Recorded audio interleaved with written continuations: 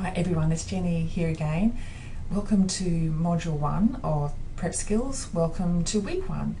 So obviously this is a really critical point of the term because you're still settling in and finding your way. The good news is Module 1 is all about trying to help you do exactly that. So if you work through all the activities in Module 1 from your study guide, remember the study guide? The hard copy guide that you can purchase through the CQ University bookshop, you will be feeling much more confident about what it is that you're supposed to do and what's expected of you, especially in this subject. But really what we're introducing you to is the general systems and procedures that we use here at CQU, and certainly they're going to help you with lots of very practical information. So look, I'm assuming at this point that you have seen the Getting Started video, because I did go through what you actually needed for this subject. But just to reiterate, if I could say it very quickly, you do need that study guide that you purchased from the bookshop. You can purchase that online. You need to download a copy of the course profile. You can do that in a couple of ways, but it is available at the Moodle site. That's the online learning site. You will also need to purchase a copy of the Cottrell Study Skills Handbook, and you do that via the CQ University bookshop. You can order that online as well. It's the 4th edition. If you do have an early edition that someone has handed on to you, or that you've purchased secondhand, you can also use that. I will point out that table conversion link again. And then you would have also received the steps guide for students, which is like your handbook for as a STEP student, and the Getting Started with CQ University's systems guide. Those two would have been sent to you to your student email account, but you can also access those from the Moodle site. So let's have a look at Moodle. I did show you some features in the last video, in the Getting Started video, but let's just take a closer look at the Moodle site this time, and also Module 1, which is really what we're interested in for this week. Now, the announcement you will find there each week, and if you do get behind, horror of horrors, that can happen. You can easily catch up with this past announcements link there, and those were blanked out because they're not visible yet, but as we go through the weeks they will become visible to you so that you can catch up if you did happen to miss one of the announcements. And also these will be sent to you as an email to your student email account, so it's really important that you keep checking your student email account. You will get some really useful reminders and important information sent to you by your lecturers. So the expectation is that you will be checking that student email account, and also that you are going to the Moodle site regularly. Now, I pointed out the information block before, and that's where you can download that course profile, and then the useful resources link has copies of those guides available to you, and also that conversion chart if you are using another edition of the textbook. Now, I didn't talk about the communication block. You will find that there will be a topic for each week that relates to each module. So please jump on board and share your thoughts there. It's a really good way to feel like you are part of something bigger. It can be a lonely process studying, especially if you're studying by distance. So this is a really great way for you to feel like you are more part of a class, of a learning community. So jump on board there, and you will be able to share your thoughts about the various aspects of your study journey. Now, of course, the assessment block you might like to check out in a bit more detail now.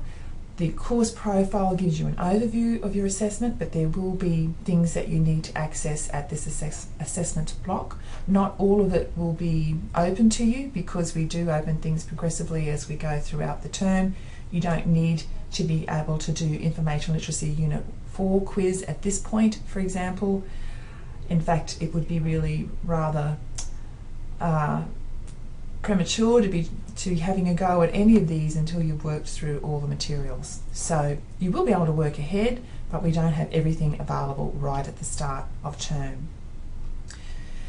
Now, the support block has some links there that are going to be really useful to you. This should be the same at all Moodle course sites. You'll see that some of these are the same. There is a lot about the formatting here which is the same across the Moodle sites for each of your courses, but there are differences as well. But one thing that you will find in common is that there is that IT help link. If you are having any issues with anything to do with your technical requirements, if you're having trouble with the discussion forum, for example, or accessing your student email, then that's where you will go to email people or ring for help. There's a link to the library there as well. And some of these other policies are more generic to the university as a whole. So what we would encourage you to do, for example, the steps guide for student, it will be really more of your handbook at this stage. So let's have a look at Module 1 a little bit more closely, because that's the module for this week. And what you will find at the Moodle site is going to support you through your learning, but still I would emphasise that the best place to start is the actual hard copy study guide. So I would work through each module from the guide, but you will then be directed towards things that you have to do online as well. So the resources here at Moodle will support the learning through each module, and there will be some additional resources which are going to help you, like the videos, for example, which clearly you can't access from a hard copy book.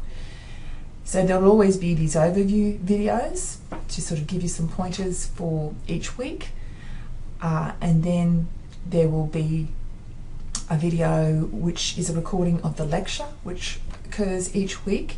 Normally those are held on a Tuesday, and so the actual recording will be available sometime later that day, or sometimes it is a day or two after that, but generally it's by Tuesday afternoon or Wednesday at the latest.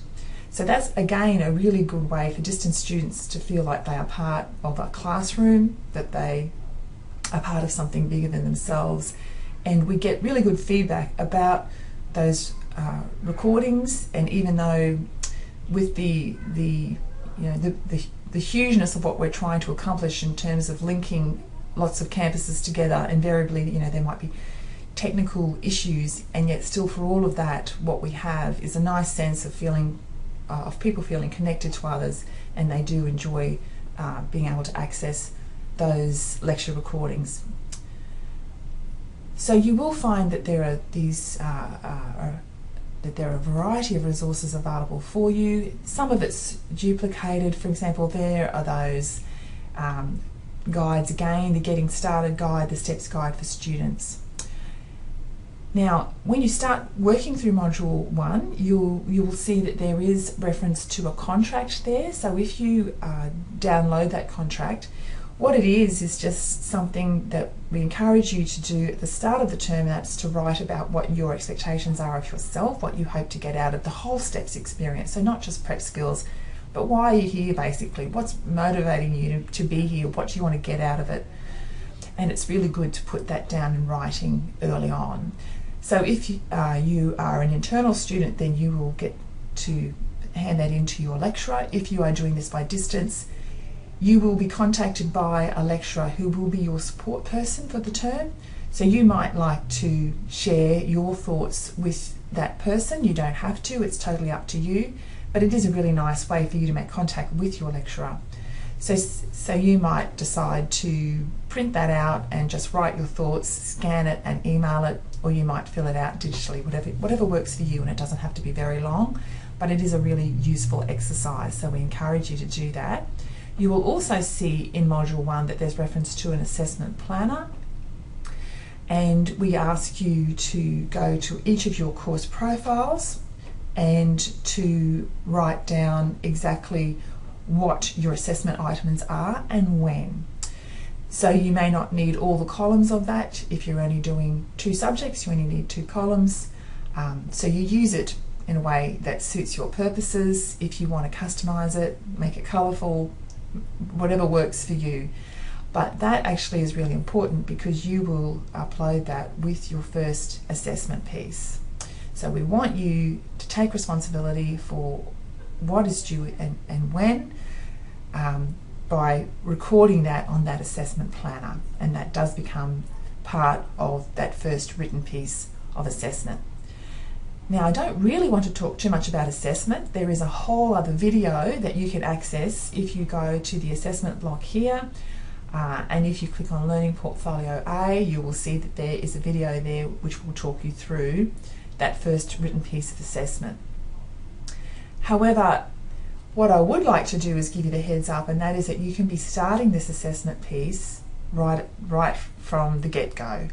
So you will be completing the workbook activities and the readings, and I talked in that getting started video about how you might like to record those workbook activity responses. That's really up to you. Once you have done all of that, all the activities and all the readings, then you will find that there are a few summary questions or overview questions that you are to respond to, and that becomes part of Learning Portfolio A. So there's a template there where you can actually record your answers, so we make it really easy for you. The questions are there and all you have to do is fill in the answers, and you can start completing this week by week. So the good thing about this subject is that you don't ever have big assessment items due at any point. They are all built gradually, and if you are completing the modules week by week, and that is the recommended way of doing this, you won't have a worry in the world. So to make it easy for you, there are those links there to Learning Portfolio A, which is not due until week 5, but if you want more information about that, you really need to go to the assessment block, and of course also to the course profile. Remember, that was that little document which provides you like a snapshot of the whole subject, and it will tell you what assessment is due and when. And there's that link to the discussion forum as well, so you'll find that link there, and you'll also find it at the communications block.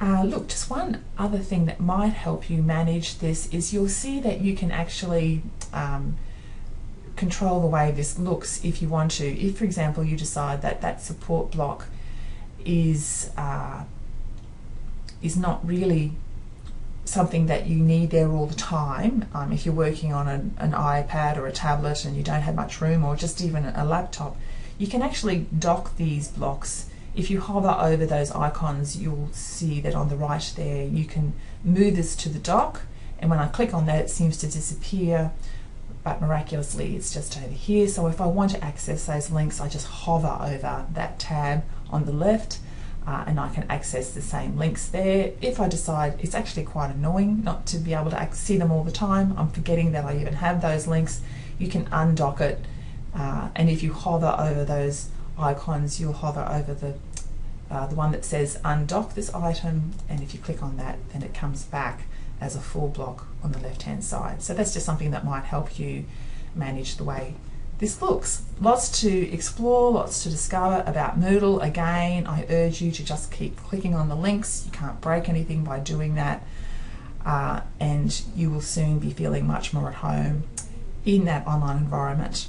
So good luck with week 1. I really hope that it sets you up nicely for the term ahead, and that you're feeling much more confident about everything by the week's end.